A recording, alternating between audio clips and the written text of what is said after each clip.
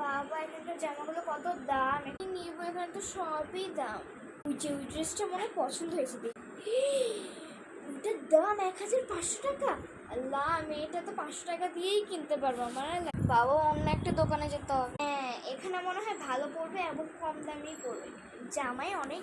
দাদা ওই জুইটার দাম কত? 500 টাকা? না না না না, আমি এটা 100 টাকায় কিনতে পারবো না, সরি 200 টাকায় কিনতে যাবো। আমাদের ওই কাঁচা বাজারে অনেক কিছু পাওয়া যায়, আপনাদের থেকে অনেক সুন্দরী। আমরা বরঞ্চ উলি কিনবো, জুতার দোকানে যাবো, আমার একটু জুতা কেনা দরকার।